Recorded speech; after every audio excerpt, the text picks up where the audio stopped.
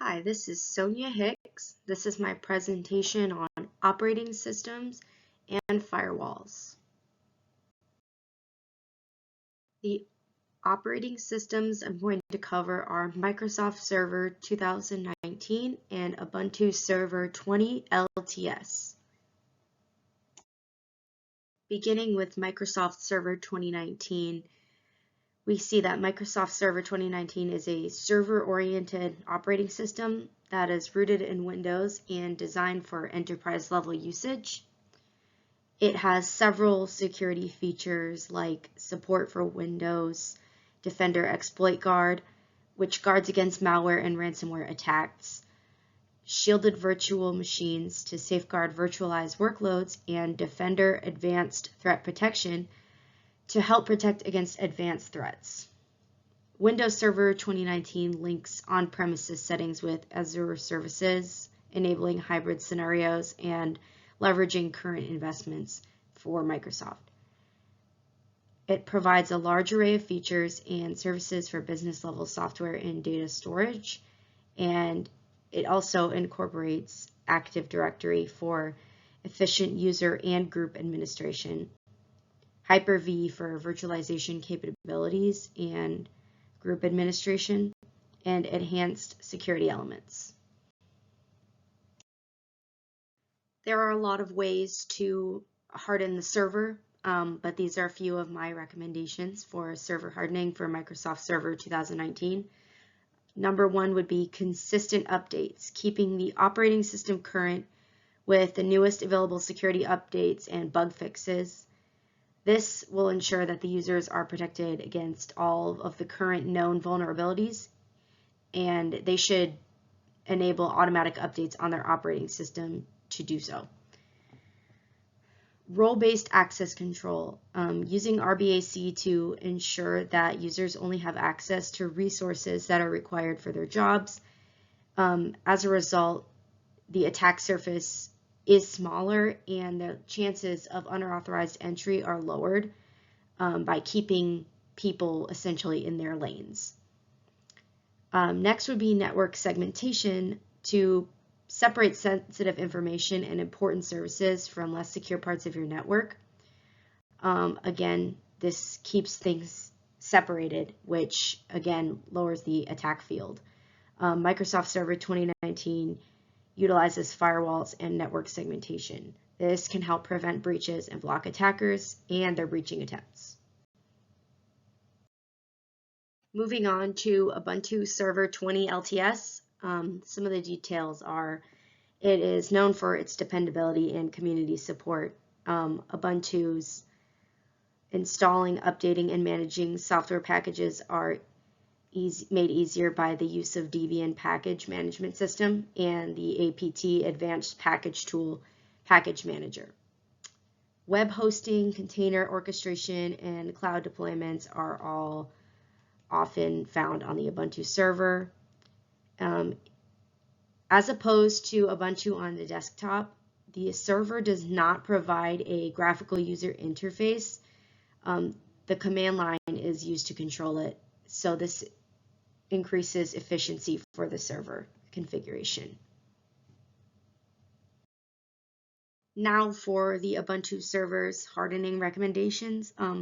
Some of the things I would recommend based on my research are SSH hardening, secure SSH access by disabling root login, using key-based authentication, and configuring SSH to listen on a non-default port, implementing fail to ban block to block repeated login attempts. Firewall rules utilize IPT tables or UFW to create strict firewall rules, only allowing necessary incoming and outgoing traffic.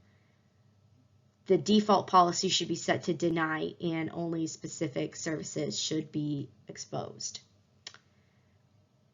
Lastly, AppArmor, implementing AppArmor for Ubuntu to confine the actions of applications and services, reducing the potential impact of security breaches.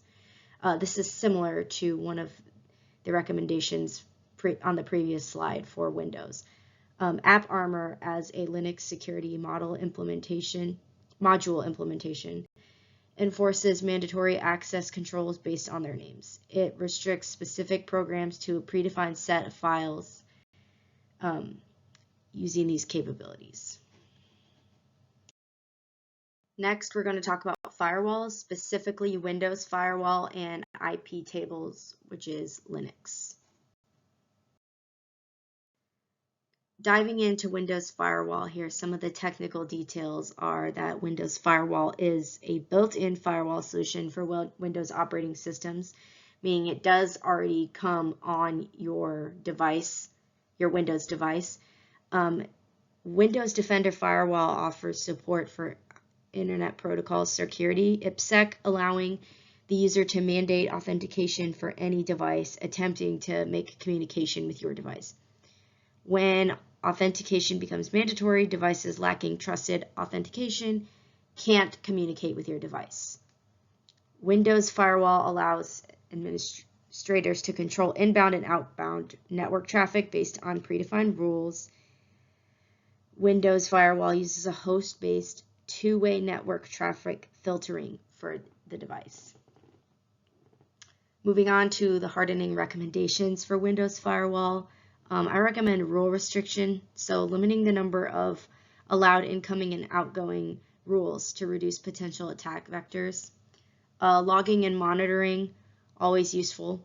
Enable firewall logging and regularly review the logs to identify and respond suspicious network activity. The logs should adhere to whatever organization's retention policies, undergoing backup procedures before being cleared up to free up space for new events. Another great one here is default denied policy. Implementing default deny policy for inbound and outbound traffic, only allowing the necessary traffic through explicitly defined rules. Lastly, network configuration for reliable client access. It's essential to assign them an address. This IP should be located with a secure network segment shielded by a firewall. Ensure redundancy by setting up a minimum of 2 DNS servers and verify name resolution by executing NSLOOKUP from the command prompt. Next, we have IP tables for Linux. Some technical details are that it is a command line firewall utility for Linux systems. It allows administrators to define rules for filtering network packets and forwarding traffic. IP tables is an essential command line firewall tool. It employs policy chains to permit or deny network traffic.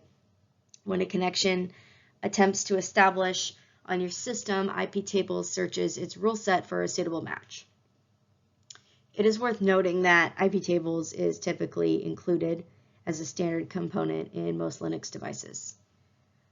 Some hardening recommendations are the default deny rule to prohibit all incoming and outgoing traffic. Start with a default deny rule, often known as deny all, accept all, and then construct particular rules to permit relevant services, limiting SSH access. If SSH is necessary, you can only permit key-based authentication or limit access to a specified IP range. Lastly, consistent backups, regularly backing up your IP tables rules and settings to provide speedy recovery in the event of an unintentional misconfiguration. This concludes my presentation, and thank you for watching.